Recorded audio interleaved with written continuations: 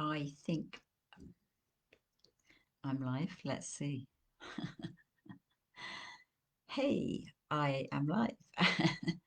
I'm Caroline Gaskin, and I am one of your lovely experts here to give some advice tonight on weight loss because we're looking at the kind of weight loss and our women's story around weight. And I certainly know for myself, it's a lifelong conversation, and a lot of that is to do with our environment and the world in which we live. And so, without necessarily externalizing it, um, it's we do an awful lot of sitting, for instance. So today, the reason I've come on a little bit early is because I have a yoga class booked a bit later, and I want to get to it because I've been sat at my computer all day, and sitting at the computer all day is definitely not a great space when it comes to weight, because when we sit in the West and we sit on a chair, we are shortening what we call the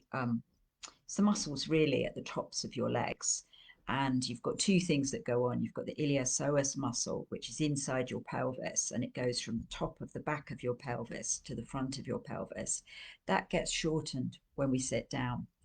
And what that can mean is that it affects our bowel, and our bowel doesn't work as well as it should do simply because we're sat all day.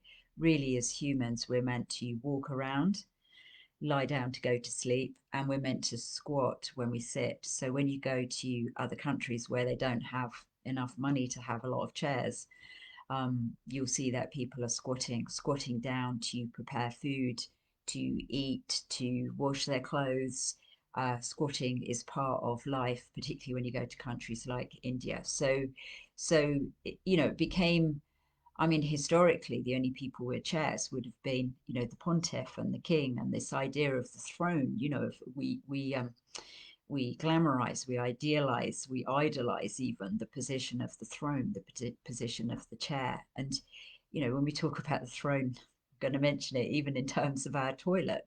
We don't squat as we should do to pass a motion comfortably. So I know jumped straight in with talking about sitting, but it's because it's what I've been doing all day, and that is so not conducive to weight loss. So getting up and moving around is important, and all through COVID, I've sat here in my flat. Now, my flat is all on one level. And what that means is I don't move my hips up and down in the course of the day. I might get up from the screen and go to the kitchen. So I'm thinking about lockdown when perhaps, we couldn't go out easily. Get up and go to the kitchen. And that's where when I started during lockdown, doing a lot of work online. In fact, all my work pretty much is online, although on Monday I had the joy of doing a live talk about menopause. Menopause is one of my top subjects, and also hormonal health expert. And, see, women always come in and will often say weight loss, weight gain happens with age, or it happens through menopause, etc. I'll talk about that in a minute. But let's stick with what we do with our body when we sit. So we're also, there's lots and lots of things we're not doing to our spine when we are looking forward at the computer. And I always say this, even the action of old-fashioned typing, tap tap tap, ping, means that, and I'm talking about a big old-fashioned typewriter, that action means that you rotate the spine, the thoracic spine. What happens with the modern day computer when you're like this and you're focused, only forward, is that you are not rotating the thoracic part of your spine, which is designed for us to be able to stretch. If we've got a weight gain issue, it's probably because that is the first time today, and it's 10 minutes to 7, that I've actually done that. I mean, I think I might have got a pan down off a shelf, which was maybe that height. But we are designed, to be able to do what we call primal movements, to be able to twist, to be able to sweep, to be able to climb a tree, collect fruit, etc., etc. And we do less and less and less of that. So movement is fundamental to life. Movement is fundamental to weight loss. And, getting up from the computer, which I'm going to do, and doing a simple exercise like this. So I've lifted my arms, I've already stretched the side of my body, my waist, and I'm going to rotate like this. And that feels absolute bliss. I haven't done this all day. I've just saved myself a trip to the osteopath. I could feel that my back has gone, you know. Another. This is a little bit more qigong. What I just did then is a very traditional Kundalini yoga exercise. Along with, you'll see that in other types of exercise. I'm just going to move my wretched chair and and do a qigong exercise, which is called swing arms. Now you can see that my thoracic spine here in the middle of my back is rotating when I do that exercise. I am using all my transverse abdominal muscles, you know. So if we've got weight in the middle, I do it because I sit all day. Then you know, I'm not exercising my transverse abdominal muscles. So what I've just did then has totally woken me up. So I'm just going to do a couple more swings because I can feel that my spine is loving that. And if you work up to it, you can give tops of your shoulders a slap and then work back down your arms. Now, I'm not going to do this for any longer, but you could do that for a few minutes. And when you slap your arms like that, you'll feel your hands will tingle, you know, and you'll feel that you're moving your lymph as well. So not only rotating your spine, but for the first time today, I have to admit, I didn't do exercise this morning because I came onto my calls really early. Oh no, I ran to the post office to do some post. I'm a homeopath holistic health practitioner, and so I had some packages to post for my clients. But basically, you know, what I'm saying is that it's the first time today that I've rotated my spine and I have moved my transverse abdominals and my digestive system and my stomach and my any weight I've got around my waist has said yes, please, to some more of that. I also got up there and moved around. Now, what I was going to say about my flat, when I walk from the front of my flat where I am now to the back where my kitchen is, go to the bathroom or whatever, then I am all on one plane. Now that's okay, but pavements contribute to our weight problems. Can you believe that? When you look at the surface of the earth, it's not even, it's bumpy. So one of the things that I say, if you really want to exercise correctly in terms of weight loss, is you need to move your hips up and down. Now, when I go to work in the West End at the pharmacy, I see a client and then I run upstairs, always short time, run upstairs to the pharmacy and I run back down. Now, what I'm doing, if you think about it, when I run upstairs, is I'm lifting my hips like this. And what that does is it creates a waist for me. Yeah, so it exercises my transverse abdominals. It moves my pelvis up and down in that action, and it means that I create more of a waist. Now, when we look at women now, at this point in the pretty early still, first quarter of the 21st century, what we're seeing more and more is less of a waist. We're seeing that women have, you know, they don't have that traditional. I used to be a dressmaker, and so women don't have that traditional difference of 8 inches. I'm going to talk old school 8 inches, which I believe is about 20 centimeters difference between bust and waist and hips. So women these days have much less difference between waist and hips, and part of that is because we sit in the way that we do and we don't walk over different types of terrain. We don't move. Now, there are other contributing factors, and one of them is estrogen dominance. But the loss of the waist and also the gain of big breasts and breast problems is all about estrogen dominance. So that's another topic that I've moved on to. But if you, like me, haven't got up from your desk all day and you've only walked on a flat level, what we need to do is run up and down stairs a bit, do some exercise, maybe dancing, maybe belly dancing that moves the hips up and down so that we exercise those transverse abdominals and we hold the abdominal organs in better. You know, so another thing that I see if we're talking about different types of exercise is that yoga done incorrectly, if you're not looking after your abdominal muscles and you're popping them out every time you're doing upwards dog or even downwards dog, and you're not drawing in the muscles towards the spine, then again, there's a laxity of the muscles around the abdomen. And sometimes Pilates can be much better for us because it's more corrective. If you've got a good yoga teacher who catches you out and says, you know, to stabilize your core basically in exercise. But Pilates to me is the best way to learn how to do that effectively, because your teacher will definitely be teaching you that. Whereas in yoga, they may not be, but you can take that Pilates knowledge into your yoga classes so that when you pop up into an upwards dog, you're not pushing your belly out, and that you're contained. So you'll look after your back much better as well in doing that. So that's kind of like moving, and as I've said, those rotational things, moving the hips up and down, are fundamental when it comes to weight issues. And I talked about estrogen dominance. Estrogen is the hormone that brings us to fertility. It's the hormone that when we're pregnant, it starts labor for us. It's the hormone that initiates things for us. So it brings us to fruition. One of its characteristics is that it causes us to hold on to fat, because if we're out in the wilds, I'm fairly sure I talked about this before, but if we're out in the wilds and we don't have enough food, a goal of our food is to bring us to enough weight to create a baby to perpetuate the human race.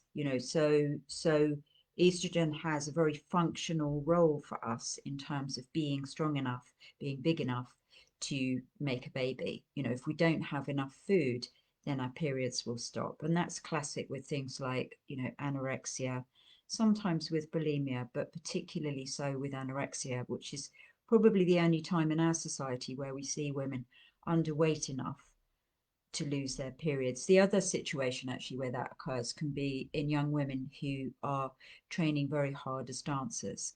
So that can be another situation where the periods stop. And we've got an imbalance between our hormones. So generally speaking, we have too much weight on us because we live in an estrogen dominant society. So when it comes to reducing, keeping estrogen in check, how do we do that? And it starts sometimes with the environment. So not just the physical environment where we're sitting down or not, but something like, what do we store our food in? So I have a shake here because I'm actually doing a superfood cleanse at the moment. I'm on day 3. I've done enough of these to have the sort of headache on day 2, actually. But day 3 can be a bit crushing when you first start to do a cleanse like this. But basically, this is a BPA-free plastic pot. So if you are using plastic to store food or to carry food around, then you want to go for BPA-free. This is the best type of plastic for us. It leaches less phthalates and substances which are called xenoestrogens. Xenoestrogens are chemical estrogens, and we find them a lot in our environment if we're not careful. So you want to make sure, and you definitely want to stop. If you want to lose weight, stop heating plastic in the microphone, in the microwave. I don't even have a microwave. I've forgotten what they're called. Yeah, stop heating plastic in the microwave, because when you do that, you're going to leach xenoestrogens, fake estrogens, chemical estrogens into your food. And guess what they do in the body? They act like estrogens. So you're going to be gaining weight. Yeah. If we live a very, very stressful life, chances are we're going to be producing too much estrogen, because under stress, the body says, hey, there's a big aggressor around. Where's your flight mode? Although that's the adrenal glands that switch on and do their work of steroids to help us deal with that aggressor, there is also an action of us raising our estrogen in quite a negative way for us in terms of survival. So yeah, too much estrogen, we will gain weight. So reduce the phthalates in your environment. Try to heat stuff in glass. Try to carry your water around in glass. try to carry your water around. I mean, there's a lot of aluminium water canisters. I'm not too sure about aluminium because we stopped cooking in aluminium a while ago. Again, heating, cooking, releasing is much more of a conversation. But yeah, I don't know about aluminium water carriers. You know, historically we would have used copper. Was that bad for us? You know, how do we carry water around? Probably the most inert way is glass, you know, so obviously we need to be a bit careful with not carrying around too much in terms of weight and making sure that our bottles, you know, contained. But yeah, it's just thinking about these things, thinking about the kind of things environmentally that can contribute to weight. So, you know, the early studies, which are quite hidden, you have to really search to find them, show us that Wi-Fi increases the lipid levels in the body. Well, we have a cholesterol revolution. It disorders the protein metabolism in the body. And if we don't metabolize protein particularly well, then weight gain will be an issue. It also, what else does it do? It does something else nasty. What did I say? It changes fats. Oh, it disorders our blood sugar. Fundamental. If your blood sugar is unstable, you're going to have a weight issue. If it's because we're sitting down all day right next to the router or the Wi-Fi, you know, so try and switch it off. Try and I'm still add living in a townhouse to my gratuities list. That and being a bit forgetful is a bonus. Brilliant. So yeah, I need to get a switch on my router that switches it off at night when I'm not using it. So I'm not also based in Wi-Fi while I'm sleeping, you know, because that will be helping my body disorder its blood sugar levels. So I'm just going to flip to, let me have a look here. A nice little document I wrote on how to beat eating sweets. And then I've got another one here which I wrote, and you've got lots of great things in the file section on this, and another one, how to eat to lose weight. You know, so you know this, but try to avoid all soft drinks and sweet beverages. So artificial sweeteners stimulate your appetite. There you are drinking a Coke Zero, and it's stimulating your appetite.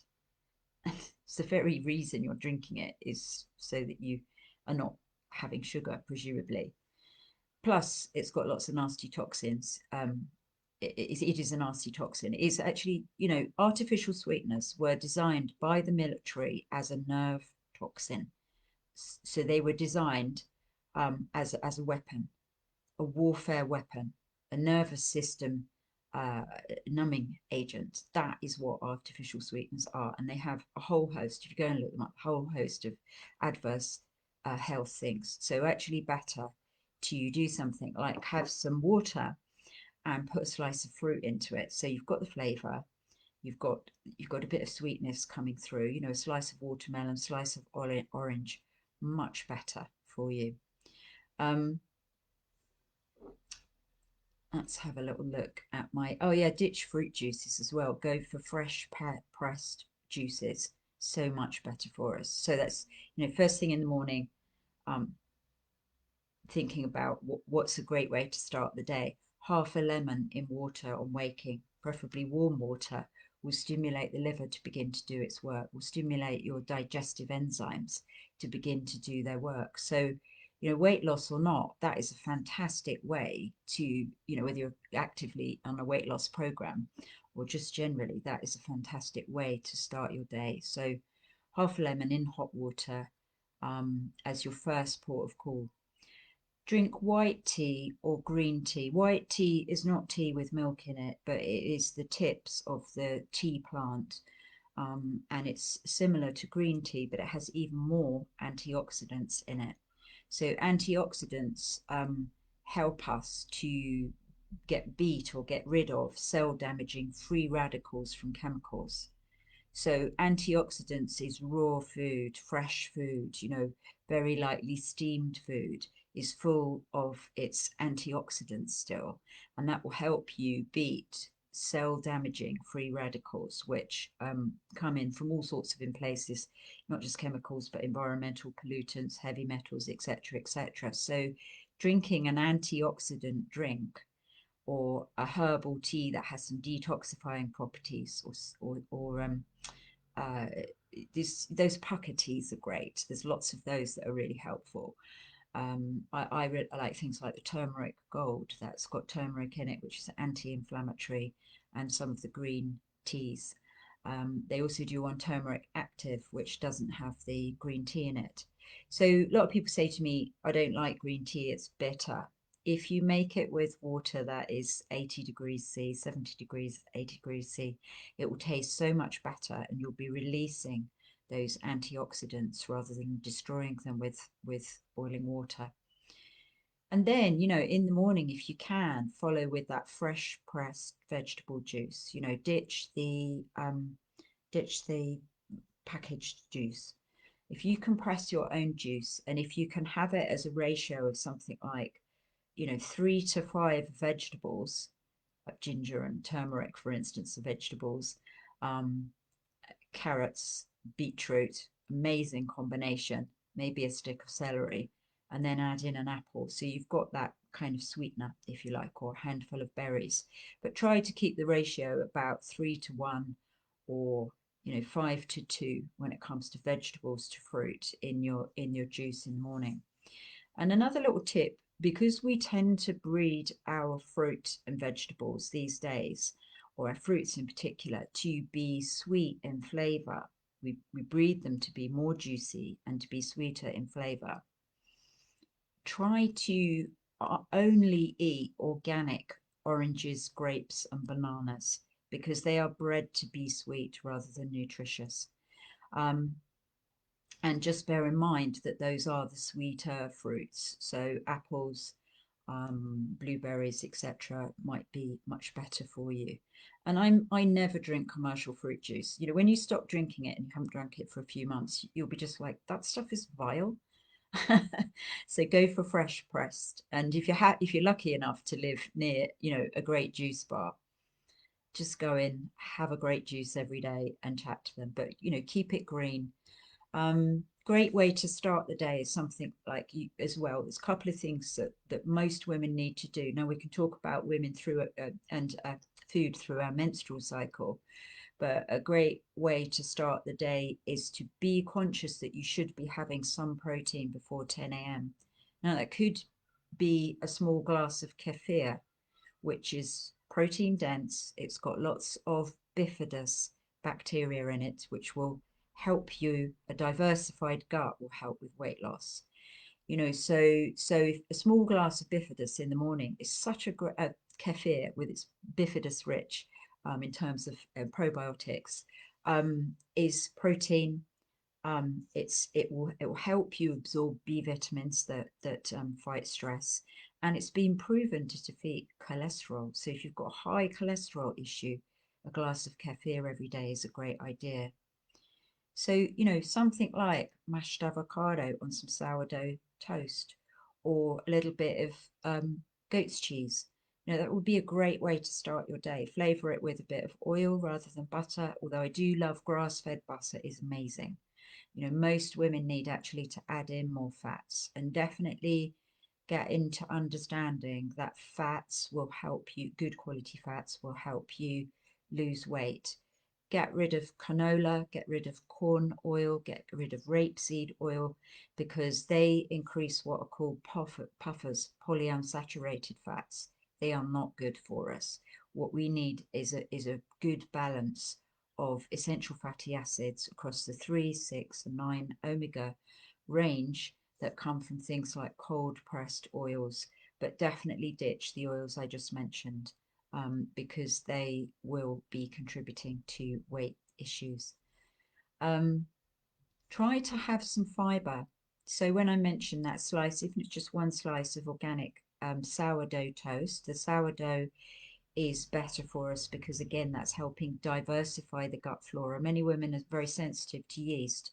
Yeast is not the pure product that it used to be, and it can be quite an aggravant, particularly at menopause, as we start to go through maybe some changes in the gut, some changes in the digestive enzyme profile, and actually many women might find that allergies come up skin rashes, etc. So ditch the yeast, go for sourdough when it comes to bread. Go for organic so that you are avoiding some of the nasties that are in bread flour. And make porridge with oats or amaranth or millet flakes. That's another way of getting a little bit of grain in, and that grain adds in fiber to your diet.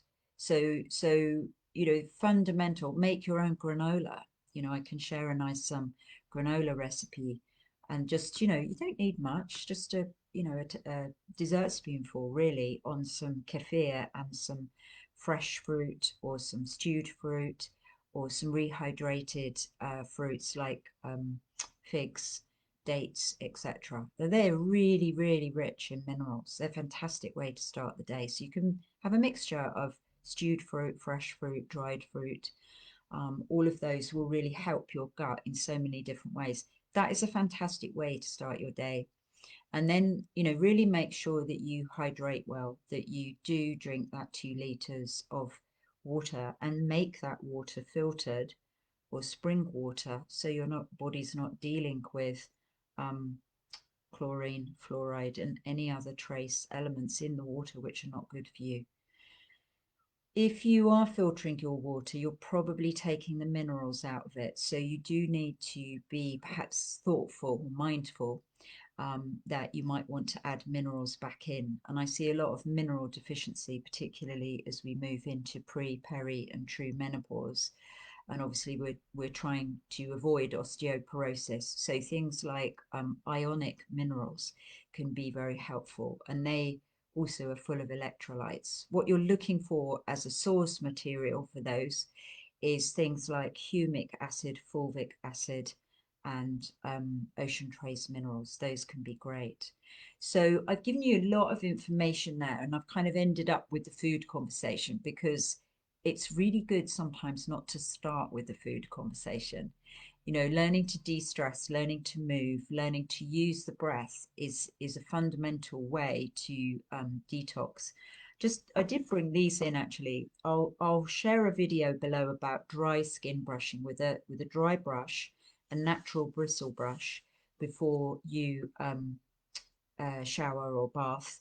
That will help stimulate your lymph system, and it will help stimulate the leptin receptor cells. Leptin is the hormone.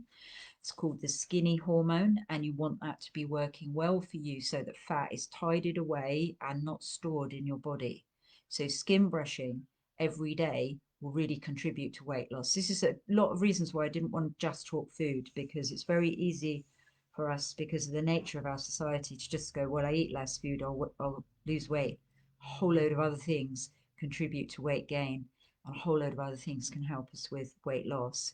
So just going to mention a couple of my favorites here when it comes to adding in um, some natural health gems. This is purifying essence, and this is the Australian bush flower. I'll put a discount code actually below as well. Let me just jot these things down so I remember. Discount code skin brushing, and there was something else that I'll put in a where to get a natural bristle brush. Ding ding ding. There was something else that I was gonna put it below. You'll have to remind me what I said. Purifying essence from the Australian bushflower essence range is great for letting go of negative thoughts, but could be a great way to start a weight loss program. I often recommend this to people who are doing the 10-day cleanse with me. One of the ingredients in that is a flower essence called wild potato bush, and this is very much for feeling encumbered, for feeling heavy, for feeling like you can't move forward as fast in the world as you'd like. So weight loss program, great addition. This is another one, and if your gut flora is imbalanced and you've got candida, green essence, which is in their range, can be helpful. So bloating, I haven't talked about bloating and discomfort, but I can talk about that another time, because there are some other contributing factors to bloating. And certainly, things like this, skin brushing will really help with that. And that will also help with issues like water retention. So I'll definitely put my link below for that, and a discount code for the bush flower essences and a natural bristle brush. But I will leave it there today. I feel like I've talked forever. And I haven't exactly, but I'm going to get off to my yoga class. So thanks for listening in. If you're listening on replay, put hashtag replay in, because that will keep the video live for others to watch, share, etc. So thanks for listening, and have a great evening, and speak to you soon. Thank you. Bye.